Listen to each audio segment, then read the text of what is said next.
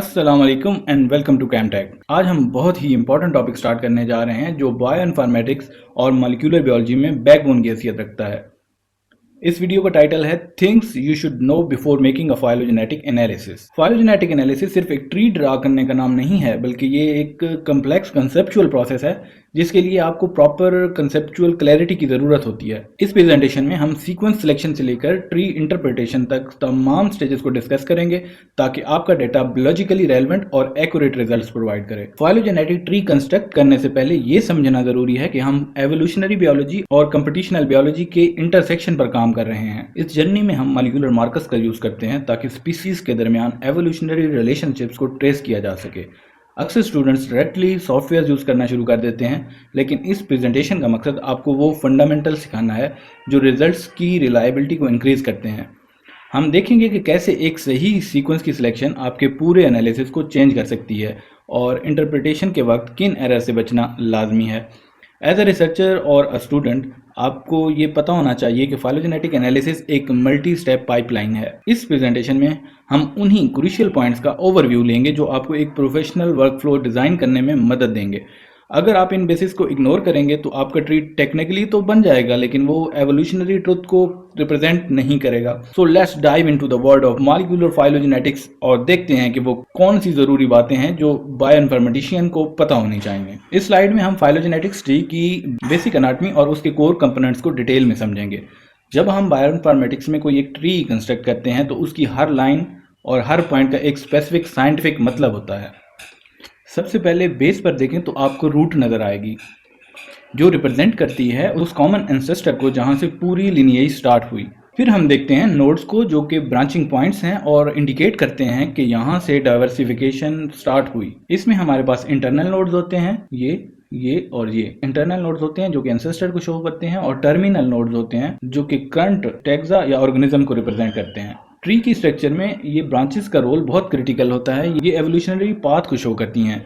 Branch length अक्सर time या genetic change के अमाउंट को मेजर करती है जो कि एवोल्यूशनरी रेट को समझने में मदद देती है। फिर बात आती है क्लेड की। ये एक मोनोफाइलेटिक ग्रुप होता है जिसमें एक कॉमन एंसेस्टर हो और उसके तमाम डिसेंडेंट शामिल होते हैं। स्लाइड पर आप देख सकते हैं कि नोड जी से निकलने वाले टैक्सॉन सी और टैक्सॉन डी को हम सिस्टर टैक्सा कहते हैं क्योंकि ये एक दूसरे के क्लोजेस्ट रिलेटिव हैं। और एक इंपॉर्टेंट कंसेप्ट आउट ग्रुप का होता है जो कि टैक्सॉन ओ की सूरत में यहाँ पे दिखाया गया है।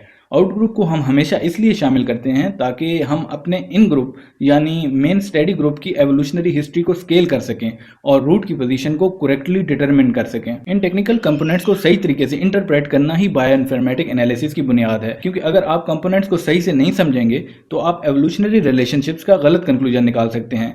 इसलिए इन टर्म्स को मेमोराइज करना और इनका फंक्शन समझना हर स्टूडेंट के लिए लाजमी है। इस स्लाइड में हम फाइलोजेनेटिक एनालिसिस की एक बहुत ही टेक्निकल और क्रूशियल एस्पेक्ट को डिस्कस करेंगे जो कि डिस्टेंस स्केल्स और ब्रांच लेंथ का कंसेप्ट है। अक्सर स्टूडेंट ट्री तो बना लेते हैं लेकिन उन्हें ये समझ नहीं आता कि एक ब्रांच दूसरी से लंबी क्यों है। इस इमेज में आप ये देख सकते हैं कि टॉप लेफ्ट पे यहाँ पे एक डिस्टेंस स्केल दिया गया है। ये स्केल एक्चुअली रिप्रेजेंट करता है नंबर ऑफ सब्स्टिट्यूशंस पर साइट। इसका मतलब सिंपल अल्फाज में ये है कि ब्रांचेस की जो फिजिकल लेंथ है वो सिर्फ डिजाइन नहीं बल्कि वो फाइलोजेनेटिक डाटा की क्वांटिटी को रिप्रेजेंट करती है। अगर आप स्पीशीज ए और स्पीशीज बी को गौर से देखें तो उनके दरमियान टोटल एवोल्यूशनरी डिस्टेंस कैलकुलेट करने के लिए हमें उनकी ब्रांचेस जिन्हें यहाँ ए और बी से रिप्रेजेंट किया गया है को ऐड करते हैं। फार्मूला सिंपल है, distance is equal to A plus B. जितनी लंबी ब्रांच होगी इसका मतलब है उस स्पेसिफिक लीनिएज में उतनी ही ज्यादा जेनेटिक म्यूटेशंस या चेंजेस अकर हुए हैं। फॉर एग्जांपल स्पीशीज सी की ब्रांच लेंथ स्पीशीज ए के मुकाबले में काफ़ी ज़्यादा है, जो कि इंडिकेट करती है कि स्पीशीज सी ने ओवर टाइम ज़्यादा एवोल्यूशनरी डाइवर्जेंस फेस की है। नोड्स और ब्रांचेस के इस नेटवर्क में रूट हमेशा बेस लाइन प्रोवाइड करती है, जबकि ब्रांचेस की लेंथ हमें ये रिप्रेजेंट करती हैं कि एक ऑर्गेनिज्म दूसरे ऑर्गेनिज्म से कितना जेनेटिकली डिस्टेंट है। जब आप बायोइन्फॉर्मेटिक्स टूल यूज़ करते हैं तो ये ब्रांच लेंथ स्टैटिस्टिकल एल्गोरिथम्स के जरिए कैलकुलेट की जाती हैं ताकि हम एवोल्यूशन की स्पीड और मैग्नीट्यूड को समझ सकें। ये कंसेप्ट इसलिए ज़रूरी है क्योंकि रियल वर्ल्ड रिसर्च में सिर्फ रिलेशनशिप्स काफ़ी नहीं होते, बल्कि ये जानना भी ज़रूरी होता है कि वो चेंजेस कितनी तेज़ी से और कितनी मिकदार में हुई हैं। इस स्लाइड में हम फाइलोजेनेटिक ट्री की 3 डिफरेंट टाइप्स को कंपेयर करते हैं, क्लेडोग्राम, फाइलोग्राम और अल्ट्रामेट्रिक ट्री। ये समझना बहुत ज़रूरी है कि इन तीनों ट्रीज में ऑर्गेनिजम्स के दरमियान रिलेशनशिप और ब्रांचिंग ऑर्डर बिल्कुल सेम है, लेकिन हर ट्री इन्फॉर्मेशन को एक डिफरेंट डायमेंशन में रिप्रेजेंट करता है। प्रोफेशनल बायोइन्फॉर्मेटिक्स में आपको ये डिसाइड करना होता है कि आप अपने डेटा के लिए कौन सा मॉडल सेलेक्ट करेंगे। सबसे पहले क्लेडोग्राम को देखें। इसमें ब्रांच लेंथ का कोई मतलब नहीं होता। इसका मकसद सिर्फ ये देखना होता है कौन सा टैक्सॉन किसके साथ कितना रिलेटेड है। ये ट्री सिर्फ एवोल्यूशनरी टोपोलॉजी को शो करता है, ये नहीं बताता कि कितना जेनेटिक चेंज आया या कितना वक्त गुजरा। फिर आता है फाइलोग्राम, जो कि रिसर्च में सबसे ज़्यादा यूज होता है। इसमें ब्रांच लेंथ डायरेक्टली प्रोपोर्शन होती हैं जेनेटिक चेंज के। जैसे कि आप यहाँ पे देख सकते हैं, ब्रांच टैक्सॉन बी की जो ब्रांच लेंथ है वो टैक्सॉन सी से बड़ी है, जिसका मतलब ये है कि टैक्सॉन बी में म्यूटेशन या सब्स्टिट्यूशन की तादाद ज्यादा है। लास्ट में हमारे पास आते हैं अल्ट्रामेट्रिक ट्रीज, जिसे क्रोनोग्राम भी कहा जाता है। इसकी खासियत ये है कि इसकी तमाम टिप्स या टैक्सा एक ही लाइन पर ख़त्म होती हैं, क्योंकि ये टाइम को रिप्रेजेंट करता है। इसमें ब्रांच लेंथ हमें ये बताती है कि कितने मिलियंस ऑफ ईयर पहले दो स्पीशीज डाइवर्ज हुई थी। इन तीनों ट्रीज का फर्क समझना इसलिए लाजमी है ताकि जब आप कोई पेपर पढ़ें या सॉफ्टवेयर में ऑप्शन सेलेक्ट करें तो आपको पता हो कि आप एवोल्यूशनरी टाइम की बात कर रहे हैं या जेनेटिक डाइवर्जेंस की। ये टेक्निकल डिस्टिंक्शन ही आपके एनालिसिस को प्रोफेशनल बनाती है। इस स्लाइड में हम क्लेडोग्राम को मजीद डेप्थ में जानेंगे और समझेंगे कि बायोइन्फॉर्मेटिक्स में इसका स्पेसिफिक मकसद क्या होता है। एक क्लेडोग्राम हमें सिर्फ रिलेटिव रीसेंट कॉमन डिसेंडेंट के बारे में बताता है, यानी ये सिर्फ ये दिखाता है कि कौन सा ऑर्गेनिज्म दूसरे के मुकाबले में ज्यादा क्लोजली रिलेटेड है। यहाँ सबसे इंपॉर्टेंट पॉइंट ये है कि क्लेडोग्राम में नो टाइम स्केल होता है। इसका मतलब ये है कि ब्रांचेस की हॉरिजेंटल लेंथ ये इंडिकेट करती हैं कि कितना वक्त गुजरा है या कितनी जेनेटिक एवोल्यूशन हुई है। इसका मतलब ये है कि ब्रांचेस की हॉरिजेंटल लेंथ ये इंडिकेट नहीं करती कि कितना वक्त गुजरा है या कितना जेनेटिक एवोल्यूशन हुई है। इस स्लाइड पर मौजूद अगर हम टेक्निकल पॉइंट्स को देखें तो एक बहुत ही दिलचस्प लॉजिक सामने आती है। ये इंप्लाई नहीं करता कि एक ही वर्टिकल लाइन पर मौजूद एंसेस्टर ने एक ही वक्त में स्पीशिएट किया था। अगर हम नोड्स T1, T2 और T3 को कंपेयर करें तो हम ये कह सकते हैं कि T1 की स्पीशिएशन T2 से पहले भी हो सकती है और बाद में भी हो सकती है। एक्स एक्सेस पर टाइम का कोई कैलिब्रेशन नहीं है, लेकिन एवोल्यूशनरी लॉजिक के मुताबिक T1 और T2 हमेशा T3 के बाद ही आएंगे, क्योंकि T3 उनका कॉमन एंसेस्टर नोड है। लेकिन एवोल्यूशनरी लॉजिक के मुताबिक T1 और T2 हमेशा T3 के बाद ही आएंगे, क्योंकि T3 उनका कॉमन एंसेस्टर नोड है। स्टूडेंट्स के लिए ये पॉइंट समझना क्रिटिकल है, क्योंकि अक्सर लोग क्लेडोग्राम की अलाइनमेंट देखकर ये समझते हैं कि एवोल्यूशन पैरेलल हो रही है, लेकिन क्लेडोग्राम सिर्फ ब्रांचिंग ऑर्डर यानी टोपोलॉजी पर फोकस करता है। जब आप प्रोफेशनल प्रेजेंटेशन देते हैं तो आपको ये क्लियर करना होता है कि हम यहाँ सिर्फ एवोल्यूशनरी रिलेशनशिप की हायरार्की की बात कर रहे हैं, ना कि एब्सोल्यूट टाइमिंग की। ये डिस्टिंक्शन आपके एनालिसिस को मजीद साइंटिफिक एक्यूरेट बनाती है। ये डिस्टिंक्शन आपके एनालिसिस को मजीद साइंटिफिकली एक्यूरेट बनाती है और व्यूअर्स को बायोइन्फॉर्मेटिक्स के बारे में बेहतर इंसाइट मिलती है। इस स्लाइड में हम फाइलोग्राम को डिस्कस करेंगे, जो कि क्लेडोग्राम से एक स्टेप एडवांस्ड है और बायोइन्फॉर्मेटिक्स रिसर्च में सबसे ज्यादा प्रेफर किया जाता है। फाइलोग्राम को हम एडिटिव ट्री भी कहते हैं और इसका सबसे बड़ा फीचर ये है, इसका मतलब ये है कि अगर आप रूट से किसी स्पेसिफिक टैक्सॉन तक टोटल डिस्टेंस कैलकुलेट करना चाहते हैं तो आप उस रास्ते में आने वाली तमाम ब्रांचेस की लेंथ को जमा यानी कि ऐड कर सकते हैं। ये टोटल लेंथ हमें उस ऑर्गेनिज्म की पूरी एवोल्यूशनरी हिस्ट्री का एक न्यूमेरिक मेजर प्रोवाइड करती है। फाइलोग्राम हमें दो तरह की इंफॉर्मेशन एक साथ देता है। पहली ये कि रीसेंट रिलेटिव कॉमन डिसेंडेंट क्या है यानी ब्रांचिंग ऑर्डर, और दूसरी ये कि branch length is equal to amount of chain. यहाँ ब्रांच लेंथ का मतलब सिर्फ टाइम नहीं है, बल्कि ये जेनेटिक म्यूटेशंस या अमीनो एसिड सब्स्टिट्यूशंस की तादाद को रिप्रेजेंट करती है। आप इमेज में देख सकते हैं कि नीचे एक स्केल 0.05 दिया गया है जो इस ट्री को कैलिब्रेट करता है। अगर एक ब्रांच दूसरे से लंबी है तो ये वाज़ेह तौर पर शो कर रही है कि उस लीनिएज में एवोल्यूशन की रफ्तार या मैग्नीट्यूड ज्यादा रही है। प्रोफेशनल पॉइंट ऑफ व्यू से देखा जाए तो फाइलोग्राम हमें बायोलॉजिकल रियलिटी से ज्यादा करीब ले जाते हैं।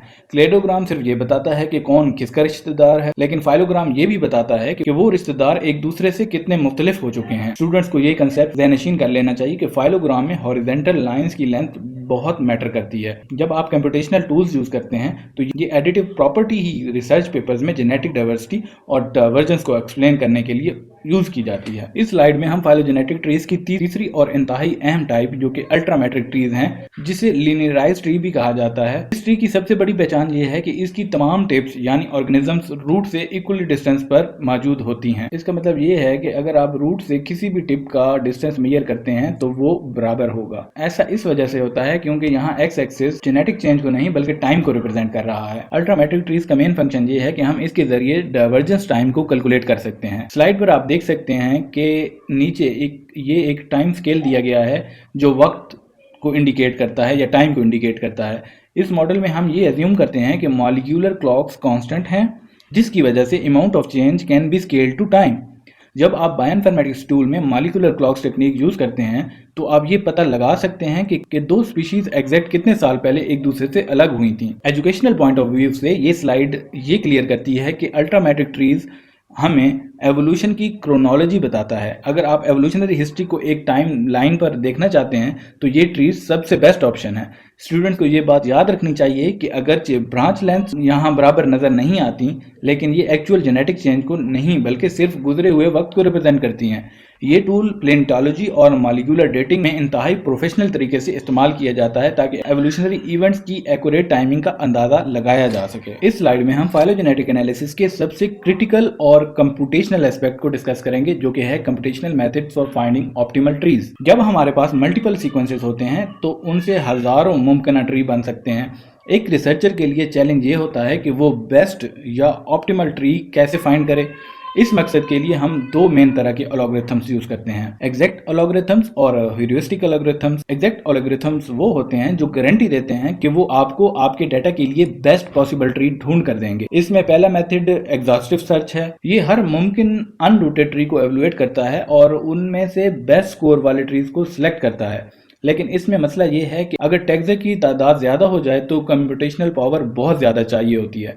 इसलिए हम branch and bound search use करते हैं, जो सर्च प्रोसेस के दौरान उन हिस्सों या उन ट्रीज को पहले ही एलिमिनेट कर देता है जो सब ऑप्टिमल होते हैं, यानी जिनके बेहतर होने का कोई चांस नहीं होता। इस तरह ये एल्गोरिथम कम वक्त में बेस्ट रिजल्ट तक पहुंच जाता है। दूसरी तरफ हमारे पास ह्यूरिस्टिक एल्गोरिथम्स हैं। इन्हें हम अप्रोक्सीमेट या क्विक एंड डर्टी मेथड्स भी कहते हैं। ये मेथड तब काम आते हैं जब डेटा बहुत बड़ा हो और एग्जैक्ट एल्गोरिथम फेल हो जाएं। ह्यूरिस्टिक सर्च अक्सर हिल क्लाइंबिंग मेथड्स पर ऑपरेट करती हैं, जहां एल्गोरिथम बेहतर से बेहतर ट्री की तरफ मूव करता है, लेकिन ये गारंटी नहीं दे सकता कि वो फाइनल एब्सोल्यूट बेस्ट ट्री ही होगा। बायोइन्फॉर्मेटिक्स स्टूडेंट्स के लिए ये जानना जरूरी है कि कंप्यूटेशनल बायोलॉजी एक बैलेंस है एक्यूरेसी और स्पीड के दरमियान। जब आप कोई फाइलोजेनेटिक सॉफ्टवेयर यूज करते हैं तो इन एल्गोरिथम की सिलेक्शन ही आपके रिजल्ट्स की क्वालिटी और कैलकुलेशन टाइम्स को डिटरमिन करती है। इस स्लाइड में हम एक बहुत ही इंपॉर्टेंट कंपैरिजन टेबल देख रहे हैं जो डिफरेंट फाइलोजेनेटिक मेथड्स की स्ट्रेंथ और वीकनेसेस को समराइज करता है। रिसर्च के पॉइंट ऑफ व्यू से ये जानना बहुत जरूरी है कि हर मेथड हर किस्म का डेटा के लिए सूटेबल नहीं होता। सबसे पहले हमारे पास नेबर ज्वाइनिंग और अप गामा है। इन दोनों की सबसे बड़ी स्ट्रेंथ इनकी स्पीड है। ये बहुत फास्ट हैं, लेकिन इनकी वीकनेस ये है कि अप गामा अल्ट्रा मेट्रिसिटी अज्यूम करता है, जो रियल बायोलॉजी में अक्सर सच नहीं होता, और एनजे में डिस्टेंस इंफॉर्मेशन लूज हो जाती है, जिससे रिलायबल ट्री ढूंढना मुश्किल हो जाता है। फिर आ जाता है पार्सिमनी। इसका एडवांटेज ये है कि ये फास्ट और रोबस्ट है, मगर इसकी एक बड़ी कमजोरी ये है कि अगर ब्रांचेस की लेंथ बहुत ज्यादा वेरिड हो तो इसकी परफॉर्मेंस पुअर हो जाती है, जिसे हम अक्सर लॉन्ग ब्रांच अट्रैक्शन कहते हैं। इसके बाद हमारे पास मॉडर्न मेथड आते हैं जैसे मैक्सिमम लाइक्लीहुड और बेजियन। एमएल मेथड एक स्टैटिस्टिकल मॉडल यूज करता है जो बहुत क्लियर फाइलोजेनी प्रोवाइड करता है, लेकिन इसमें मेन ड्रॉबैक ये है कि ये कंप्यूटेशनल तौर पर बहुत स्लो हो सकता है क्योंकि ये हजारों मॉडल्स को टेस्ट करता है। आखिर में बेजियन मेथड है जो कभी कभी दूसरे मेथड से फास्ट हो सकता है, लेकिन इसमें अप्रोक्सीमेशन डिटरमाइन करना काफी मुश्किल काम है। एज अ बायोइन्फॉर्मेटिक्स स्टूडेंट आपको ये समझना चाहिए कि मेथड की सिलेक्शन आपके रिसर्च गोल पर डिपेंड करती है। अगर आपको जल्दी रिजल्ट चाहिए तो आप एनजे यूज करेंगे, लेकिन अगर आपको हाई स्टैटिस्टिकल कॉन्फिडेंस और एक्यूरेसी चाहिए तो आप एमएल या बेजियन की तरफ जाएंगे। इस टेबल को समझना आपके लिए लाजमी है ताकि अपने प्रोजेक्ट के लिए एक रेशनल डिसीजन ले सकें और अपने रिजल्ट्स को जस्टिफाई कर सकें। यहाँ पे हम अपने पूरे लेक्चर का रोड मैप डिस्कस करेंगे ताकि आपको एक क्लियर आइडिया हो जाए कि फाइलोजेनेटिक एनालिसिस के प्रोफेशनल वर्कफ्लो कैसे काम करते हैं। हम इसे 6 मेन स्टेजेस में डिवाइड करते हैं। पहला स्टेप है सीक्वेंस सिलेक्शन का, जहां आपने ये डिसाइड करना होता है कि हमारे रिसर्च क्वेश्चन के लिए डीएनए या प्रोटीन में से कौन सा मार्कर सबसे बेस्ट है। उसके बाद है सीक्वेंस अलाइनमेंट, जो कि फाइलोजेनेटिक एनालिसिस का सबसे सेंसिटिव पार्ट है। अब अगर आपकी अलाइनमेंट सही नहीं होगी तो पूरा ट्री गलत हो सकता है। थर्ड स्टेज पे हम सब्स्टिट्यूशन मॉडल को समझेंगे, जो कंप्यूटेशन एल्गोरिथम्स को बताते हैं कि जेनेटिक चेंजेस किस रेट से अकर होती है। फिर आता है ट्री बिल्डिंग मेथड्स। यहाँ पे हम नेबर ज्वाइनिंग, मैक्सिमम लाइक्लीहुड और बेजियन जैसे मॉडल्स पर बात करेंगे, जो हमने पिछली स्लाइड में भी ब्रीफली किया था। जब ट्री बन जाता है तो उसकी रिलायबिलिटी चेक करने के लिए हम बूटस्ट्रैप या कॉन्फिडेंस वैल्यूज यूज करते हैं। ये हमें बताता है कि हमारा डेटा हमारे कंक्लूजन्स को कितना स्ट्रांगली सपोर्ट कर रहे हैं। आखिर में हम ट्री इंटरप्रिटेशन पर फोकस करेंगे, जहां हम नोड्स और ब्रांचेस को बायोलॉजिकल कॉन्टेक्स्ट में रीड करना सीखेंगे। ये 6 स्टेप्स मिलकर एक कंप्लीट बायोइन्फॉर्मेटिक्स पाइपलाइन बनाते हैं। इस वीडियो में हम इन्हीं की डिटेल को एक्सप्लोर करेंगे ताकि आप एज अ स्टूडेंट एक एक्यूरेट और पब्लिशेबल फाइलोजेनेटिक ट्री बना सकें। फाइलोजेनेटिक एनालिसिस का सबसे पहला और बुनियादी स्टेप है सीक्वेंस सिलेक्शन। अगर आपका फाउंडेशन ही कमजोर होगा तो पूरा ट्री मीनिंगलेस हो सकता है। इस स्टेज पर हमारा मकसद ऐसा सीक्वेंस ढूंढना होता है जो हमारे रिसर्च क्वेश्चन का सही जवाब दे सके। इस स्लाइड में हम 4 अहम पॉइंट्स को कवर करेंगे जो हर रिसर्चर के लिए मैंडेटरी हैं। सबसे पहले आपको एप्रोप्रिएट मार्कर जीन सेलेक्ट करनी है। हर जीन हर किस्म की स्टडी के लिए फिट नहीं होता।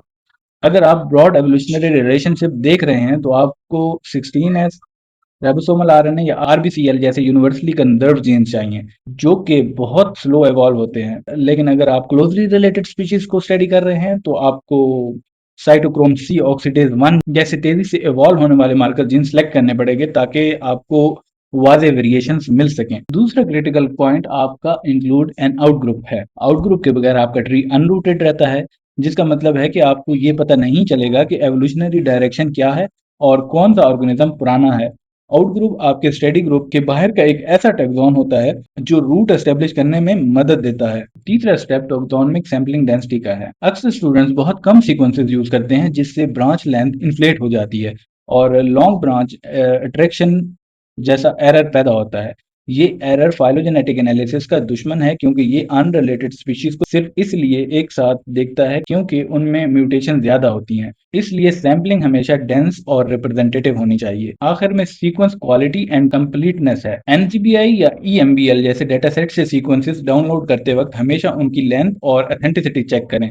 पार्शियल या काइमेरिक सीक्वेंसेस नॉइज क्रिएट करते हैं जो कि आपके रिजल्ट्स को अनरिलायबल बना देते हैं। याद रखें, हमेशा होमोलॉगस रीजन्स की ही अलाइनमेंट करें ताकि आपके एनालिसिस साइंटिफिकली साउंड और प्रोफेशनल लगे। फाइलोजेनेटिक एनालिसिस में दूसरा अहम मरला सीक्वेंस अलाइनमेंट का है। याद रखें, अलाइनमेंट में होने वाली एक छोटी सी गलती आपके पूरे एनालिसिस को खराब कर सकती है क्योंकि alignment errors propagate into every downstream step। इस स्लाइड में हम पॉपुलर टूल्स और उनकी सिलेक्शन के बारे में बात करेंगे। अगर आपको स्पीड और एक्यूरेसी का बैलेंस चाहिए तो मसल एक बेहतरीन और वाइडली यूज टूल है। लेकिन अगर आपका डेटा सेट बहुत ही बड़ा है तो मॉफ अपनी फ्लेक्सिबिलिटी और एफिशिएंसी की वजह से सबसे बेहतरीन परफॉर्म करता है। क्लस्टल ओमेगा एक क्लासिक टूल है मगर मॉडर्न स्टैंडर्ड्स के मुताबिक ये थोड़ा कम एक्यूरेट है। वहीं अगर आपको हाई प्रिसीजन चाहिए और कंप्यूटेशनल लोड का मसला नहीं है तो टी कॉपी बेस्ट है। प्रोटीन कोडिंग सीक्वेंसेस के लिए प्रैंक का यूज बहुत प्रोफेशनल माना जाता है क्योंकि ये कोडॉन अवेयर है और ओवर अलाइनमेंट से बचाता है। अलाइनमेंट के वक्त कुछ की कंसिडरेशन का ख्याल रखना इंतहाई लाजमी है। सिर्फ सॉफ्टवेयर पर रिलाय ना करें। हमेशा अपनी अलाइनमेंट को अलीव्यू या मेगा में मैनुअली इंस्पेक्ट करें ताकि किसी भी एबनॉर्मलिटी को ढूंढा जा सके। जो रीजन सही से अलाइन नहीं हो रही उन्हें ट्रिम एआई या जी ब्लॉक्स जैसे टूल से ट्रिम करके देखना चाहिए ताकि नॉइज कम हो जाए। इसके अलावा अलाइनमेंट में नजर आने वाले गैप्स को केयरफुली ट्रीट करें क्योंकि ये इंसर्शंस या डिलीशंस को रिप्रेजेंट करते हैं जो एवोल्यूशनरी कॉन्टेक्स्ट में बहुत मीनिंगफुल होते हैं। एक प्रोफेशनल इंसाइट ये है कि जब आप डिस्टेंस डाइवर्जेंसेस यानी पुरानी एवोल्यूशनरी हिस्ट्री को स्टडी कर रहे हों तो amino acid alignment nucleotide alignment के मुकाबले में ज्यादा कंजर्व्ड और रिलायबल होती है। कोडिंग सीक्वेंसेस के लिए हमेशा कोडॉन अवेयर अलाइनमेंट को प्रायोरिटी दें ताकि सीक्वेंसेस की रीडिंग फ्रेम्स प्रिजर्व रहें। इन टेक्निकलिटीज को फॉलो करके ही आप एक ऐसा अलाइनमेंट तैयार कर सकते हैं जो आपके फाइलोजेनेटिक ट्री के लिए एक मजबूत बुनियाद बने। अब हम बात करेंगे सब्स्टिट्यूशन मॉडल्स की। याद रखें, बायोइन्फॉर्मेटिक्स में wrong model is equal to wrong tree. Substitution model हमें बताता है कि वक्त के साथ एक न्यूक्लियोटाइड या अमीनो एसिड दूसरे में किस रेट से चेंज हुआ। प्री बिल्डिंग प्रोसेस शुरू करने से पहले ये मॉडल सेलेक्ट करना लाजमी है और इस मकसद के लिए हम मॉडल टेस्ट एनजी या आईक्यू ट्री के बिल्ट इन टेस्ट यूज करते हैं जो एआईसी या बीआईसी क्राइटेरिया पर बेहतरीन मॉडल सजेस्ट करते हैं। टेबल में मौजूद अगर मॉडल्स को हम देखें तो JC69 सबसे सिंपल मॉडल है जो अज्यूम करता है कि तमाम बेस सब्स्टिट्यूशंस के रेट और फ्रीक्वेंसीज बराबर हैं। ये मॉडल सिर्फ उन फ्रीक्वेंसीज के लिए बेहतर है जो बहुत क्लोजली रिलेटेड हो। फिर हमारे पास आता है काइमेरा टू पैरामीटर मॉडल जो ट्रांजिशंस और ट्रांसवर्जन्स के दरमियान फर्क को कंसिडर करता है। मजीद कम्प्लेक्सिटी के लिए HKY85 यूज होता है जो अनइक्वल बेस फ्रीक्वेंसी को भी अकाउंट में लेता है। लेकिन ज्यादातर real world DNA data sets के लिए GTR journal time reversible model सबसे फ्लेक्सिबल और एक्यूरेट माना जाता है, क्योंकि ये एज्यूम करता है कि हर रेट और हर फ्रीक्वेंसी डिफरेंट हो सकती है। और अगर आप प्रोटीन फाइलोजेनेटिक्स मॉडल्स पे काम कर रहे हैं तो आपको डब्ल्यूएजी या एलजी जैसे मॉडल्स की जरूरत होगी जो अमीनो एसिड चेंज के लिए डिजाइन किए गए हैं। एक प्रोफेशनल इंसाइट ये है कि रियल डेटा सेट अक्सर रेट वेरिएशन और इनवेरिएंट्स इनवेरिएंट्स वो साइट्स होती हैं जो चेंज नहीं होती, इनको शो करते हैं। इसलिए जीटीआर प्लस जी प्लस आई जैसा मॉडल अक्सर बेस्ट फिट निकलता है।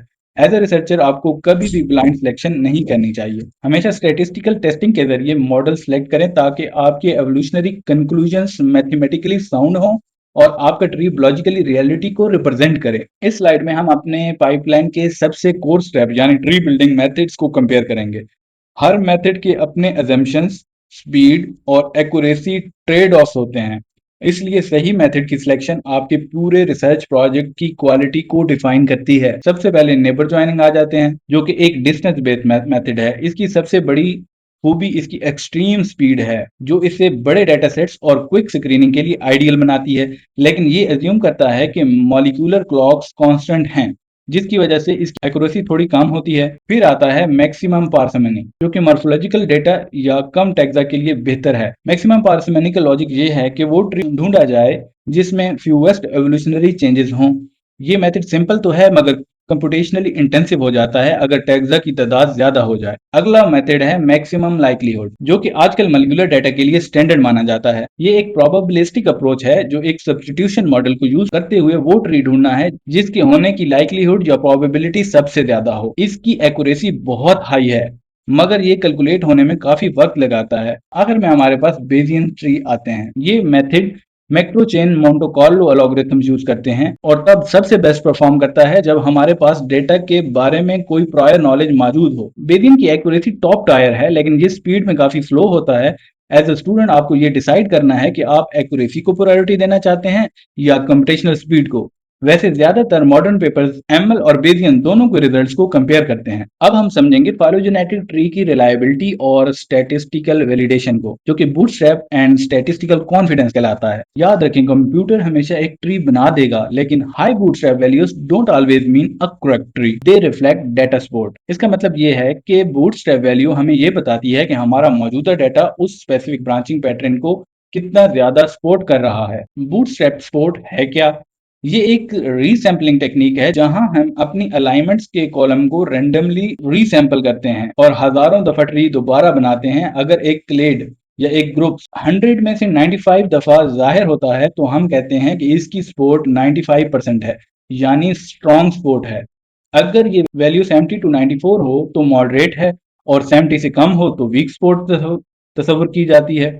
दूसरी तरफ बेसियन पोस्टीरियर प्रोबेबिलिटी, जिसको पीपीबी कहा जाता है, जो क्लेड के ट्रू होने की प्रोबेबिलिटी रिप्रेजेंट करती है, आमतौर पर 0.95 से ऊपर की वैल्यूज को वेल सपोर्टेड माना जाता है। रिलायबल रिजल्ट्स के लिए कुछ बेस्ट प्रैक्टिसेस का ख्याल रखना लाजमी है। हमेशा मिनिमम 1000 बूटस्ट्रैप्स रेप्लिकेट्स रन करें ताकि रिजल्ट स्टेबल हों। अगर आप आई की ट्री यूज कर रहे हैं तो अल्ट्रा फास्ट बूटस्ट्रैप एक बेहतरीन ऑप्शन है जो स्पीड और एक्यूरेसी का बैलेंस प्रोवाइड करते हैं। एक प्रोफेशनल पॉइंट ये है कि low support is not equal to wrong topology. इसका मतलब सिर्फ ये है कि उस नोड के लिए आपके पास डेटा इनसिफिशिएंट है। इन स्टैटिस्टिकल वैल्यू को समझना इसलिए जरूरी है ताकि जब आप अपना ट्री पब्लिश करें या कहीं पे प्रेजेंट करें तो आप पूरे यकीन के साथ कह सकते हैं कि आपका एवोल्यूशनरी क्लेम जो है वो मजबूत है। अब आते हैं reading and interpretation of the tree पे। जब आपका फाइलोजेनेटिक एनालिसिस कंप्लीट हो जाता है और आपका ट्री आपकी स्क्रीन पे होता है तो उसे करेक्ट इंटरप्रेट करना ही असल चैलेंज है। इस स्लाइड में हम उन टर्म्स को रिकैप करेंगे जो आपके अपने रिजल्ट्स की डिस्कशन लिखते वक्त काम आएंगे। सबसे पहले क्लेड, जो कि मोनोफाइलेटिक ग्रो का कंसेप्ट है। याद रखें, बियोलॉजिकली वैलिड एवोल्यूशनरी यूनिट सिर्फ वही है जिसमें एक कॉमन एंसेस्टर और उसके तमाम डिसेंडेंट शामिल हों। अगर आप किसी ऐसी ग्रुपिंग की बात कर रहे हैं जिसमें कोई डिसेंडेंट मिसिंग है तो वो मोनोफाइलेटिक नहीं कहलाएगी। फिर आते हैं नोड पे। ये ब्रांचिंग पॉइंट एक कॉमन एंसेस्टर को रिप्रेजेंट करता है। इंटरनल नोड्स को हम हाइपोथेटिकल एंसेस्टर्स कहते हैं क्योंकि हमने उन्हें डायरेक्टली ऑब्जर्व नहीं किया होता, बल्कि कंप्यूटर ने सीक्वेंसेस के जरिए उन्हें इन्फर किया होता है। एक आम पॉइंट ब्रांच लेंथ का है। जैसा कि हमने पहले डिस्कस किया, एमएल और बेसियन ट्रीज में branch length amount of evolutionary change को दिखाती हैं, जबकि क्लॉक ट्रीज में ये टाइम को रिप्रेजेंट करती हैं। टोपोलॉजी को ब्रांच लेंथ से कंफ्यूज ना करें। टोपोलॉजी सिर्फ ब्रांचिंग पैटर्न का नाम है।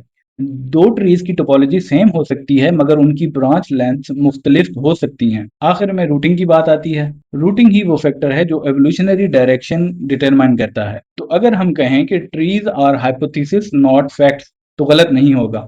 आपका ट्री सिर्फ उतना ही अच्छा है जितना आपका डेटा और आपका मेथड बेहतर था। अगर आपकी अलाइनमेंट नॉइस से भरी हुई है या आपने गलत सब्स्टिट्यूशन मॉडल चूज किया है, तो आपका ट्री रियलिटी से दूर हो जाएगा। एक प्रोफेशनल बायोइन्फॉर्मेटिशियन हमेशा अपने रिजल्ट्स को क्रिटिकली एवलुएट करता है। बायोइन्फॉर्मेटिक्स में थ्योरेटिकल नॉलेज के साथ साथ सही टूल्स का इंतखाब या सिलेक्शन आपकी रिसर्च की ऑथेंटिसिटी को डिफाइन करती है। एक प्रोफेशनल रिसर्चर को पता होता है कि किस स्टेज पर कौन सा सॉफ्टवेयर बेस्ट रिजल्ट प्रोवाइड करेगा। सबसे पहले है IQ ट्री, जो मॉडर्न फाइलोजेनेटिक्स में मैक्सिमम लाइक्लीहुड ट्री बिल्डिंग के लिए गोल्ड स्टैंडर्ड माना जाता है। इसकी खासियत इसके फास्ट एल्गोरिथम और build in model selection feature हैं। अगर आप बेसियन इन्फ्रेंस के जरिए ट्री बनाना चाहते हैं, तो मिस्टर बे स्टैंडर्ड टूल है जो MCMC सैम्पलिंग यूज करता है। बिगनर्स के लिए मेगा 11 एक बेहतरीन ऑल इन वन सूट है, जहां आप अलाइनमेंट से लेकर ट्री विजुअलाइजेशन तक सब कुछ एक ही प्लेटफॉर्म पर सीखते हैं। कंप्यूटेशनल अलाइनमेंट के दूसरे अहम टूल में माफ्ट शामिल है, जो high accuracy multiple sequence alignment provide करता है। ट्री बिल्डिंग से पहले मॉडल टेस्ट एनजे का यूज लाजमी है, ताकि स्टेटिस्टिकल क्राइटेरिया जो कि AIC या BIC हैं, इनकी बुनियाद पर बेस्ट सब्स्टिट्यूशन मॉडल सेलेक्ट किया जा सके। और आखिर में जब आपका ट्री तैयार हो जाए, तो उसे प्रोफेशनल लुक देने के लिए एनोटेट करने के लिए आपने फिग ट्री पर आना है।